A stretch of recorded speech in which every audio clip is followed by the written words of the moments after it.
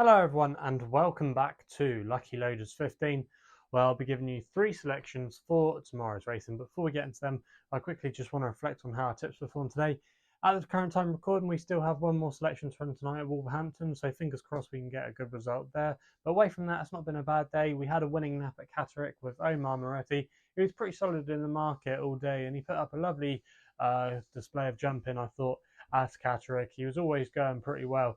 And in the end, he just showed his class, and he's definitely a horse that's still on an upward curve. And it'd be interesting to see what the handicapper does with him. The other selection that ran for us was Barrington. He was fairly weak in the market. He drifted out to about 15-2 at one point. I think we advertised him at 5-2 last night. In the end, he finished in 4th place. If you backed him each way, I know some bookmakers were offering extra places, you would have got a bit of money back, but we only recommended him for win purposes, so that was frustrating there. But yeah, it's not been a bad day, and if our selection Power of States can win tonight at Wolverhampton, we'll be up on the day. So yeah, all in all, not a bad day, and fingers crossed we can have some winners for you tomorrow. So, like I said at the top of the video, 3 selections, and we're going to be going to Lingfield for the first one of them in the 2-term of my next best of the day, and that is Eclair de Guye for Bryony Frost and Lucy Wadham, currently available at 4-1 with bookmakers, and I'm going to recommend a 1-point win bet here. Now, this horse, last time we saw him, finished 7th in the Sussex National at Plumpton when he was sent off favourite. But I think he had a couple of excuses there.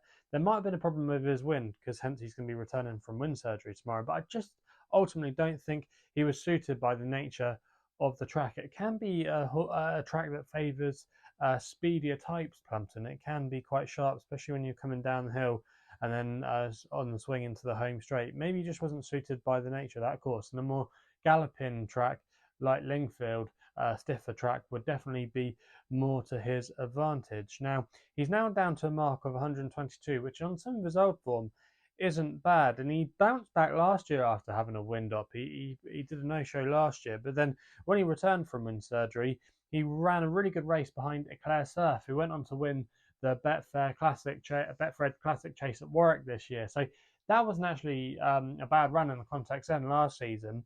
Before he ran at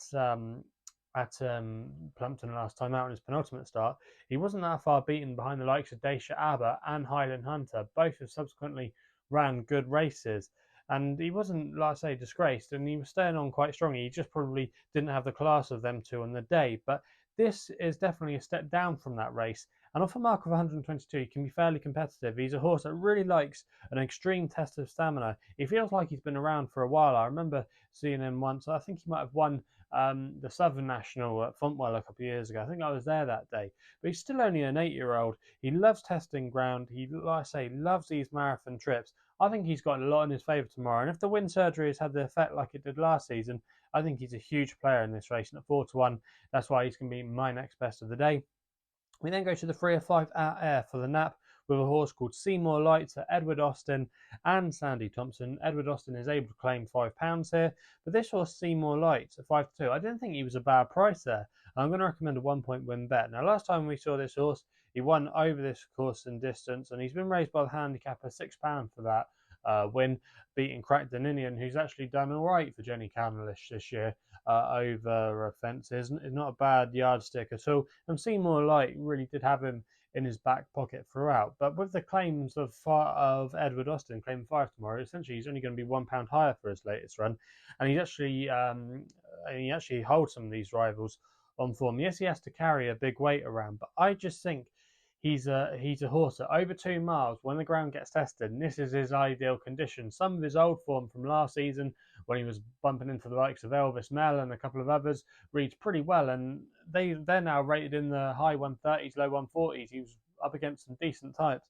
So really, you'd like to think he's got a good chance in this grade. This is his bread and butter, and I just think he'll make it a stamina test over the trip tomorrow, and he might be able to go in again here. Sandy Thompson's horses are going okay. I thought he could be arguably a little bit shorter, maybe around the 2-1, 15-8 kind of mark. I think he's got a good chance in this race tomorrow, and I'd be disappointed if he couldn't give us a good run for our money. So that's why he's going to be the nap of the day. We then head back to Lingfield not long after for the 320. And my extra tip of the day here is going to be Frenchy du Large for Charlie Deutsch and Venetia Williams, currently available with most firms at 4-1.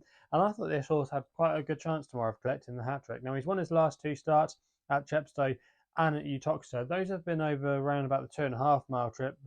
variations of the trip. But I just think maybe stepping up in the trip tomorrow could possibly unlock some untapped potential. He's always been seen to best effect on deep ground, and he's always been asserting in the closing stages of his races. Like a slogger, he's kind of been outstaying his rivals over those trips. Now, he's raced £4 for his latest victory, but he beat a fair yardstick in Epsom de Hoo, and I just think there could be a lot more to come. There's a couple in here, okay, yes, Tallow for Cole and that, not the chains, that could maybe have a little bit more to offer, but we've not seen Not for the Chains for a while. Tallow Cole, I'm not sure if he'll be able to back it up. I don't know if he wants the ground this deep. Well, we know Frenchy Dillard should handle the conditions. I think of a mark of 133, he still could have a few pounds to play. We know the yard are going well. Charlie Deutscher is definitely one of the best riders around at the moment. I just thought there was lots in his favour, and for me, I'd be disappointed if he couldn't go close there in the 320 at Lingfield. So they're the three selections then for tomorrow's race. Then let me know in the comments box below what you're going to be back in tomorrow. If you're still enjoying these videos, remember to hit the thumbs up button and subscribe here to my YouTube channel at LuckyLoads15.